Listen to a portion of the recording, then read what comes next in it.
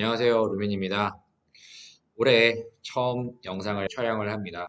한국산업인력공단 청년 인턴 채용 공고에 대해서 알아보도록 하겠습니다.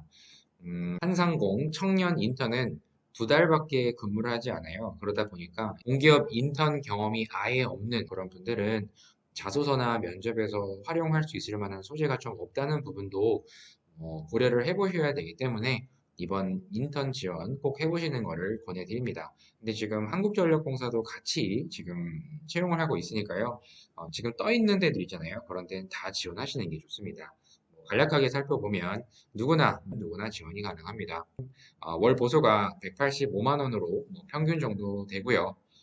2달 정도 근무한다는 거, 그리고 3월 8일부터 근무하는 거니까 다들 체크를 하셔서 무리 없으면 다 지원을 하시기를 부탁드립니다. 그리고 2월 10일까지인데 아직 좀 시간이 남았어요. 그런데 이 원서 접수만 늦지 않게 제출하시기를 부탁드려요. 오전 10시까지라는 점도 체크를 좀 해주시고, 그리고 한상공은 서류 때 이런 내용들을 위주로 이렇게 본단 말이에요. 그러니까 여러분들 이 구체적으로 이 자소서에 이 부분을 좀 담아내셔야 합니다. 이거는 이따가 좀 또 볼게요. 채용 인원이 지금 90명인데 각각 지역별로 좀 이렇게 나뉘어져 있어요. 그래서 당연히 울산 요 본부가 제일 많고요. 18명. 각각 이 지사랑 본부랑 각각 지역별로 이렇게 나눠져 있는데 뭐 한 명인데 아니면 많아봤자 이렇게 5명인데 여기밖에 안 되거든요. 그러다 보니까 여러분 소신 지원하시면 됩니다. 집에서 제일 가까운 데 지원하세요. 뭐 어딜 가거나 크게 문제 없을 것이다 생각하시고 뭐 어쩔 수 없이 뭐 서울인데 여기를 근무를 하기 위해서 뭐 지방을 선택하고 이러는 일은 하지 않으시기를 좀 부탁드려요. 그 알리오 기준으로 보면 지난 2020년에는 전체 통합 이 경쟁률밖에 안 나왔어요. 그러다 보니까 이 하반기 때 한 1,800명 정도가 지원을 했는데 그중에 90명 선발인데 경쟁률이 20대 1 정도 되는구나. 역시나 상반기도 1,400명 정도 지원을 했는데 23대 1 정도가 되는구나. 물론 이렇게 지역별로 차이가 있는데 일단 통합으로만 이렇게 나와 있어요. 그래서 요 세 부분이 있죠. 2020년, 2019년 상반기까지는 각각 지역별로 경쟁률을 알 수가 없습니다. 그래서 이때도 마찬가지로 15대 1. 크게 경쟁률이 뭐 높아 보이지 않으니까 뭐 만만하다 이렇게 생각할 수 있는데요. 보셔야 될 부분은 항상 제가 강조드리지만 불합격률입니다. 84.4%, 86%, 82% 거의 10명 중에 8명 이상이 다 떨어진다. 이런 서류가 중요하기 때문에 여러분들 서류에 좀 주목하셔야만 합니다. 2019년 하반기에는 이렇게 지역별로 각각 몇 명이 지원했고 몇 명이 합격했다는 거를 다 발표 이렇게 따로 했어요. 제가 일일이 다 체크를 해 가면서 표를 만들어 드리고 있는데 좀 힘듭니다. 좋아요, 구독 많이 눌러주세요.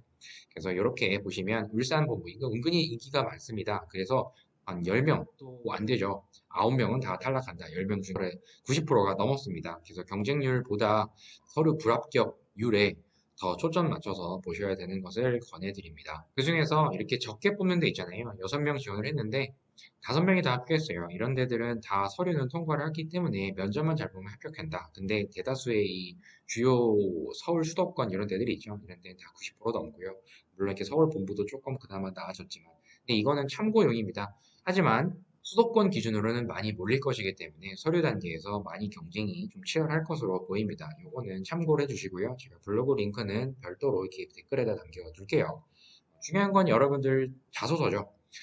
지금 이번 자소서도 아까도 얘기했지만 이 부분을 평가를 좀 다 각각 골고루 넣어야 돼요. 그래서 일단 첫 번째는 그 지원 동기입니다.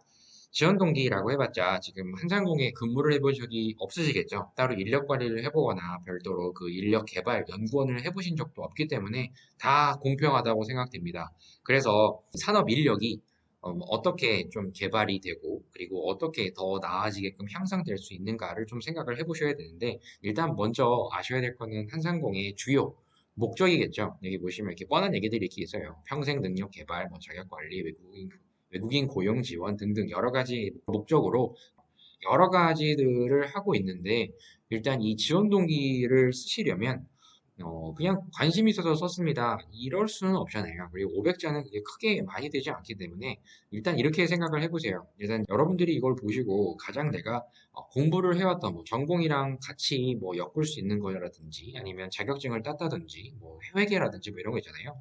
그런 부분을 여기 해본 적이 있다고 하면은 다 접점으로 표현할 수가 있습니다. 그래서 여기 지식이랑 기술이랑 태도가 있는데 정말 뭐 지식이랑 기술이 없다면 태도적인 부분이라도 강조를 해야만 하겠죠. 하지만 필요한 지식과 기술이 명확하게 있는 만큼 여기에 있는 쪽에서 관심 있는 부분을 좀 선택하시는 게 좋습니다. 지원 동기는 내가 그 인턴을 통해서 가장 맡아보고 싶은 거, 관심이 제일 많은 거, 그게 무엇인지를 일단 세워야 돼요. 그래서 이게 뭔지를 생각해 보시고요. 그거를 정해놨다고 하면 그 업무를 내가 정말 잘하기 위해서 가지고 있는 역량은 무엇이 있는지를 표현을 해야만 합니다. 역시나 역량은 아까 얘기했듯이 지식과 기술이 더 중점적으로 되시는 게 좋습니다. 물론 태도도 괜찮습니다. 정말 없으면요. 그리고 2달밖에 안 된단 말이에요. 대부분 인턴을 2달 경험을 하면 거의 뭐 잠깐 일하다 끝나요. 그래서 일도 많이 안 줘요.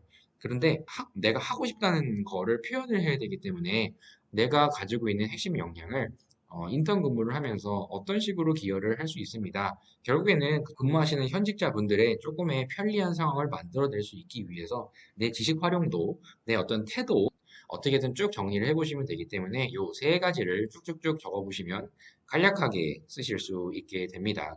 그리고 두 번째는 관심 있는 사업 분야예요. 당연히 아무나 다 지원을 했으니까 우리 기업에 얼만큼 관심이 많은지를 평가를 해야만 합니다. 그래서 가장 관심 있는 사업 분야를 체크를 하셔야 될 텐데 역시나 뭐 NCS가 제일 관심이 많겠지만 직업 능력 개발 훈련 뭐 등등 여러 가지들이 관심 있는 사업이 뭔지를 하나를 택하셔야 합니다.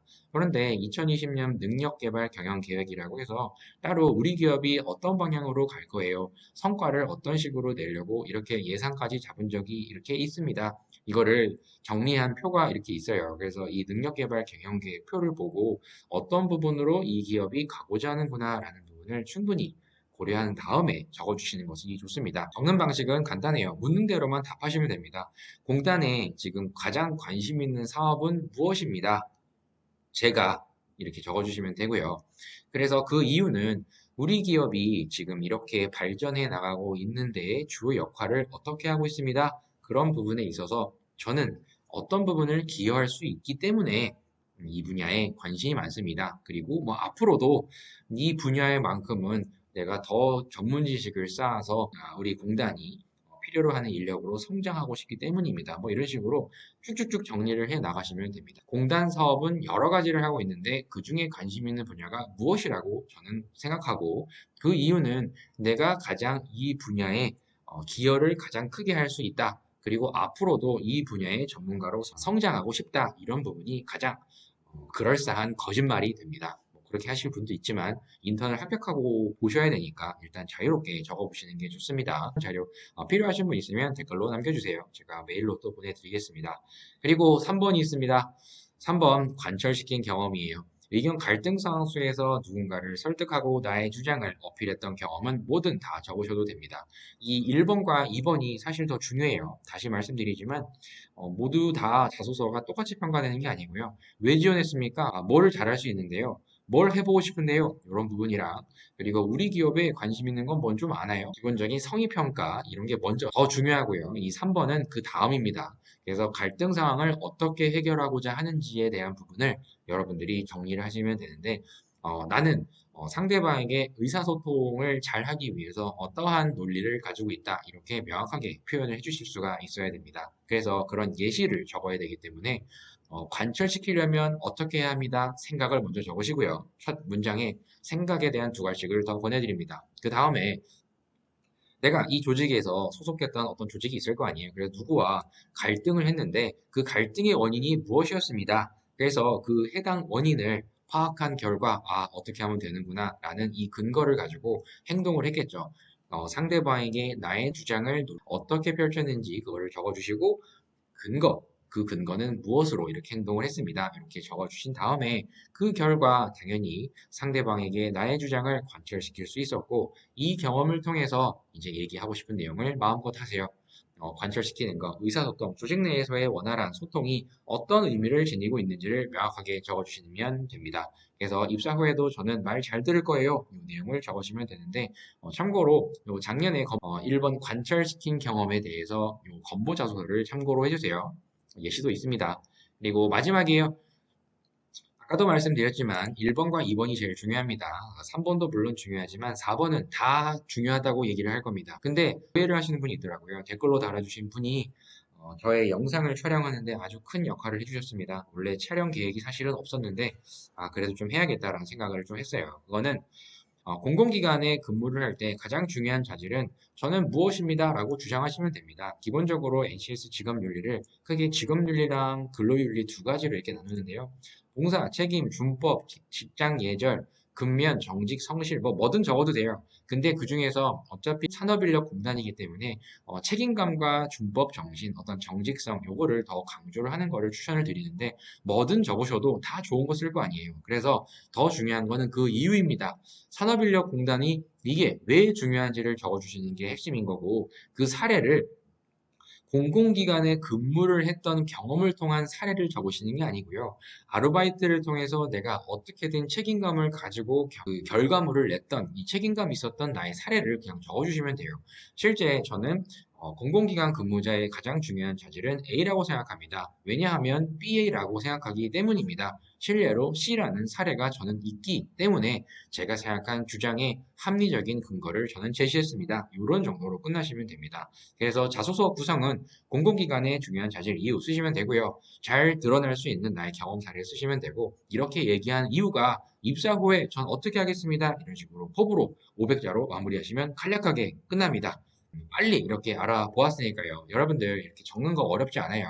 그래서 1번, 2번, 3번, 4번 최대한 성실하게 정성껏 작성을 해주신다고 하면은 이번 채용 한 명 뽑는데 하더라도 내가 면접까지는 갈 수 있다고 보거든요. 이제 이거 적으신 내용을 가지고 면접에서 말로 표현을 하셔야 되는데 이건 좀 어려울 수가 있지만 일단 자소서 통과하고 봅시다. 그래서 이 부분을 잘 적어주시고 제출하세요. 10일까지니까 아직 시간이 조금 남아 있습니다. 그래서 10일까지라고 해봤자 오전 10시까지라는 점 체크를 하셔서 꼭 여러분들 잘 작성하셔서 제출하시고 서류 합격하셨으면 좋겠습니다. 그럼 다음 영상에서 또 뵙도록 하겠습니다. 감사합니다.